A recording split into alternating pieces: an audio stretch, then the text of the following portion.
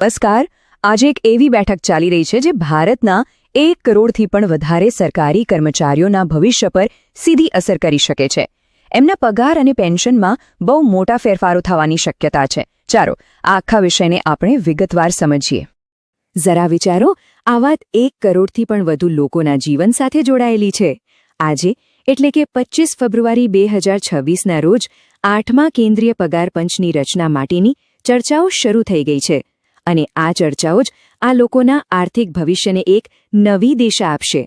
તો આ આખી વાતને બરાબર સમજવા માટે આપણે આ 5 મુખ્ય મુદ્દાઓ પર એક પછી એક નજર કરીશું.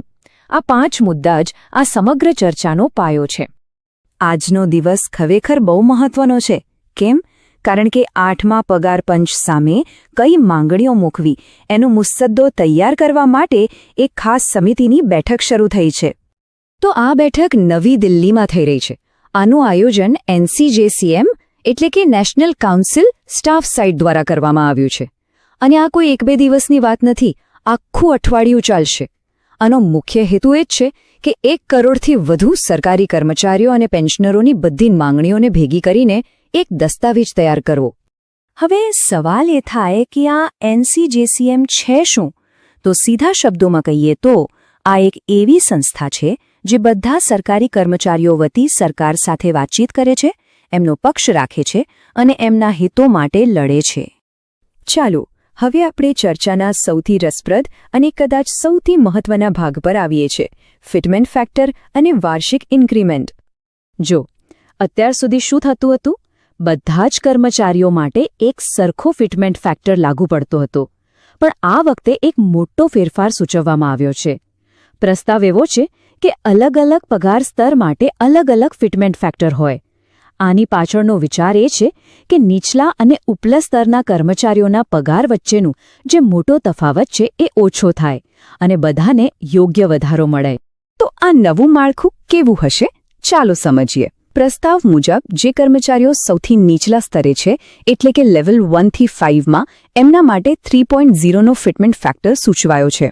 જે મધ્યમ સ્તરે છે એટલે કે લેવલ 6 થી 12 એમના માટે આ આંકડો થોડો વધારે એટલે કે 3.05 થી 3.10 સુધીનો રહેશે. અને જે સૌથી ઉચ્ચ સ્તરના અધિકારીઓ છે એમના માટે 3.25નો ફિટમેન્ટ ફેક્ટર પ્રસ્તાવિત છે. આનાથી સ્પષ્ટ દેખાય છે કે નીચલા સ્તરના કર્મચારીઓને વધુ ફાયદો આપવાનો પ્રયાસ છે. અને બીજી મોટી માંગ છે વાર્ષિક પગાર વધારાને લઈને. અત્યારે જે 3%નો વધારો મળે છે એને સીધો 7% સુધી લઈ જવાની વાત છે. એટલે કે બમણાથી પણ વધારે. આ ખરેખર એક બહુ મોટું જમ્પ કહેવાય. સારું, તો પગારની વાત તો થઈ, પણ કુલ આવકમાં ભથ્થા અને બીજા લાભો પણ ખૂબ જ મહત્વના હોય છે. તો ચાલો જોઈએ કે એ બાબતે શું માંગણીઓ છે. અહીંયા પણ ઘણી મહત્વની માંગણીઓ છે. જેમ કે ફેમિલી યુનિટની જે વ્યાખ્યા છે એને 3 સભ્યોથી વધારીને 5 કરવાની માંગ છે. પછી મૂળભૂત પગારમાં તો સીધા 66%ના જંગી વધારાનો પ્રસ્તાવ છે.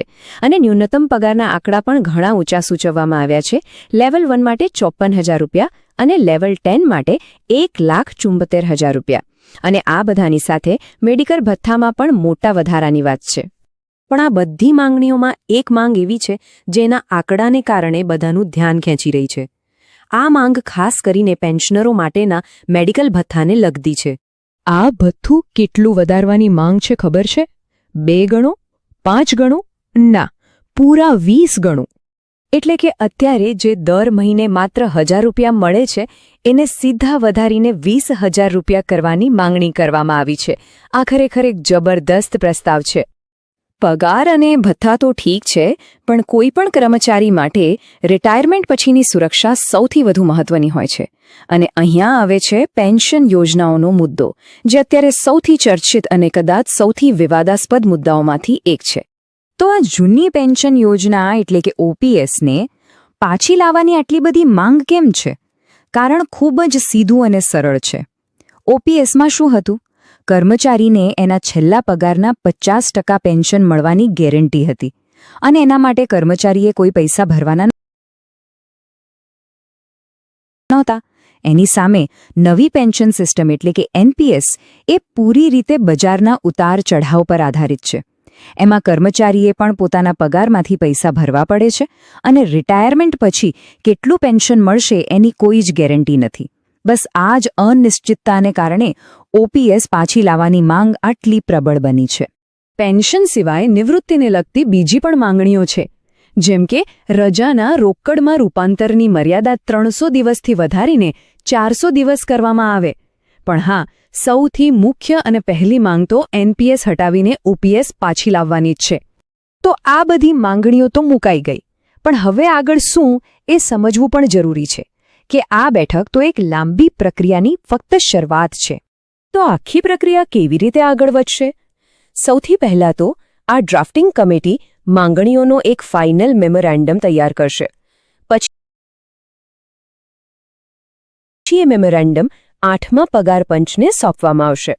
એના પછી પગાર પંચ આ બધા પ્રસ્તાવોનો અભ્યાસ કરીને પોતાની ભલામણો કરશે અને છેલ્લે સરકાર એ ભલામણો પર અંતિમ નિર્ણય લેશે કે શું લાગુ કરવું અને શું નહીં. તો સવાલ એ જ છે કે આટલા બધા પ્રસ્તાવોમાંથી કયા પ્રસ્તાવો સ્વીકારવામાં આવશે જે લાખો લોકોના ભવિષ્યને નવી દિશા આપશે? ચર્ચાઓ તો હજુ શરૂ જ થઈ છે અને આગળ શું થાય છે તે જોવું ખૂબ જ